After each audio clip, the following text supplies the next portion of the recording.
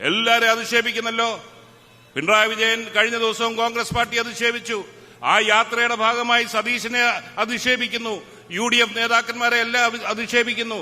മാത്രവുമല്ല, അദ്ദേഹത്തിന്റെ മരുമകൻ റിയാസ് സതീശനെ അധിക്ഷേപിക്കുന്നത് കേട്ട് ആ യാത്രയിലൊക്കെ വീണ്ടും വീണ്ടും ഞാനിരുന്ന് ആലോചിച്ചപ്പോൾ ഇന്ത്യൻ ജനാധിപത്യ ചരിത്രത്തിൽ പോയിട്ട് രാജവാഴ്ച കാലഘട്ടത്തിൽ മാത്രം അലാവുദ്ദീൻ ഖിൽജി എന്ന് പറഞ്ഞ ഒരു മരുമോൻ അധികാര സ്ഥാനം കിട്ടിയിട്ടുണ്ട്. ജനാധിപത്യ കേരളത്തിൽ മന്ത്രിസ്ഥാനം സ്ത്രീധനമായി കിട്ടിയ ഒരേ ഒരു വ്യക്തി ഈ റിയാസ് എന്ന് പറയുന്നവരാണ്. അയാളാണ് ബാക്കിയുള്ളവരെ ആക്ഷേപിച്ചുകൊണ്ട് നടക്കുന്നത്.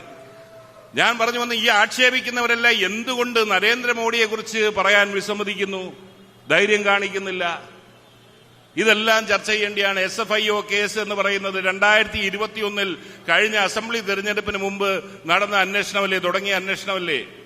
ഈ രാജ്യത്തെ പ്രതിപക്ഷ കക്ഷികളുടെ ഒരു കൗൺസിലർ, ഒരു മുനിസിപ്പൽ കൗൺസിലറുടെ വീട്ടിൽ ഒരു റെയ്ഡ് നടന്നാൽ അതുപോലും വാർത്തയാക്കുന്ന BJP കേരളത്തിന്റെ മുഖ്യമന്ത്രിയുടെ മകളുടെ പേർക്ക് അന്വേഷണം കഴിഞ്ഞ തെരഞ്ഞെടുപ്പിന് മുമ്പ് മുതൽ നടന്നിട്ട് എന്തേ ഈ നാട്ടിൽ ആരും അറിയുന്നില്ല? ഈ ഏപ്രിൽ മാസമാകുമ്പോൾ CMRL എന്ന് പറയുന്ന കരിമണൽ കമ്പനിയുടെ അവിടെ റെയ്ഡ് നടന്നിട്ട് 5 വർഷമാകുകയാണ്. 2019 ഏപ്രിലാണ് നടന്നത്. എന്തേ ഒരു വാർത്ത? കഴിഞ്ഞ സെപ്റ്റംബറിൽ ഇത് മനോരമ പുറത്തുവിടുന്ന, ദിനപത്രങ്ങൾ പുറത്തുവിടുന്ന ഘട്ടം വരെ എന്തേ ഒരു വാർത്ത വന്നില്ല? ഇതൊക്കെ ഈ തെരഞ്ഞെടുപ്പിൽ ചർച്ചയുണ്ട്. ഞാൻ കേരള രാഷ്ട്രീയത്തെക്കുറിച്ച് കൂടുതൽ കടക്കുന്നില്ല, സതീശൻ അടക്കമുണ്ട്. പിന്നെ ഒരു കാര്യം പറയാതിരിക്കാൻ വയ്യ. ഈ ഗവൺമെന്റ് അധികാരത്തിൽ വന്നത് പാവപ്പെട്ടവന്റെ ഗവൺമെന്റ് എന്നുള്ള ഒറ്റ പ്രചരണത്തിന്റെ ഭാഗമായിട്ട്. ഇന്ന് ആ പാവപ്പെട്ടവന്റെ സ്ഥിതി എന്താണ് എന്ന് കൂടി നമ്മൾ ചർച്ച ചെയ്യേണ്ടതുണ്ട്. ഞാൻ പറഞ്ഞ വിശദാംശങ്ങളിലേക്ക് കടക്കുന്നില്ല. ഞാൻ എല്ലായിടത്തും ഓർമ്മപ്പെടുത്തുന്ന ഒരു പരസ്യമുണ്ട്, പാവപ്പെട്ടവന്റെ ഗവൺമെന്റ് എന്ന് പറയുന്നത്. കഴിഞ്ഞ തെരഞ്ഞെടുപ്പ്, അസംബ്ലി തെരഞ്ഞെടുപ്പ് ഏപ്രിൽ മാസം 6-ാം തീയതിയായിരുന്നു. ഏപ്രിൽ 14-15 വിഷു എല്ലാ വർഷവും. പക്ഷേ ഫെബ്രുവരി മാസത്തിൽ തന്നെ ഒരു പരസ്യം ഇറങ്ങിയായിരുന്നു. ആ പരസ്യം ഒന്ന് ഓർത്തു നോക്കണം. നിങ്ങളെല്ലാം പറഞ്ഞാൽ ഓർക്കും അത്. ഒരു വിഷുവിന് എല്ലാവരും പടക്കം പൊട്ടിക്കുന്നു. ഒരു കുഞ്ഞ് വീട്ടുമുറ്റത്ത് പോയി നിൽക്കുന്നു. കുഞ്ഞിന് പടക്കം പൊട്ടിക്കാൻ നിവൃത്തിയില്ല, വീട്ടിൽ പണമില്ല. ചുറ്റിനും പടക്കം പൊട്ടിക്കുമ്പോൾ കുഞ്ഞ് വിഷമിച്ച് കരഞ്ഞുകൊണ്ട് കണ്ണീരണിഞ്ഞുകൊണ്ട് തിരിച്ച് വീട്ടിലേക്ക് കടന്നു വരുന്നു. അമ്മൂമ്മ ചെപ്പ് തുറന്ന് പെൻഷൻ കിട്ടിയ പൈസയിൽ നിന്ന് പണമെടുത്തു കൊടുക്കുന്നു കൊച്ചിന് പടക്കം പൊട്ടിക്കാൻ. കൊച്ചുപോയി പടക്കം പൊട്ടിച്ചുകൊണ്ട് ആർത്തുല്ലസിച്ച് അല്ലെങ്കിൽ മത്താപ്പവും കത്തിച്ചുകൊണ്ട് സന്തോഷിക്കുന്ന ഹൃദയസ്പർശിയായ പരസ്യം. ഇന്നും ആ അമ്മൂമ്മ ജീവനോട് ഇരിപ്പുണ്ട്. പക്ഷേ ആ അമ്മൂമ്മയാണ് ഇടുക്കിയിൽ മറിയക്കുട്ടിയായി പിണറായി വിജയൻ പോയപ്പോൾ കറുത്ത അടിവസ്ത്രം ഉയർത്തിക്കാണിച്ച് പ്രതിഷേധിച്ച ആ മറിയക്കുട്ടിയായി ഇന്ന് ആ അമ്മൂമ്മ ഇന്നും ഉണ്ട് എന്നുള്ളതാണ്. ഈ ഗവൺമെന്റ് ഔചിത്യമല്ല ദീർഘമായി പ്രസംഗിക്കുന്നത്. മയക്കുമരുന്നിന്റെ കാര്യം, വിദ്യാഭ്യാസ മേഖല, പൂക്കോട്ടെ കോളേജിന്റെ കാര്യം ഒന്നും ഞാൻ പറയുന്നില്ല.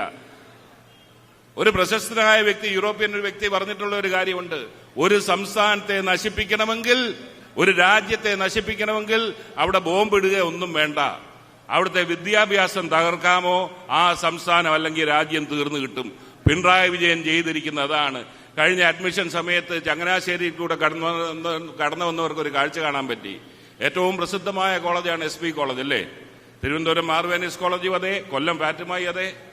ഇവിടൊക്കെ ഒരു അഡ്മിഷൻ കിട്ടണമെങ്കിൽ ഏറെ ബുദ്ധിമുട്ടുള്ള ഒരു ഘട്ടമായിരുന്നു, പ്രത്യേകിച്ച് പൊതുപ്രവർത്തകർക്ക് ഒരു അഡ്മിഷന്റെ സമ്മർദ്ദം വരുമ്പോൾ.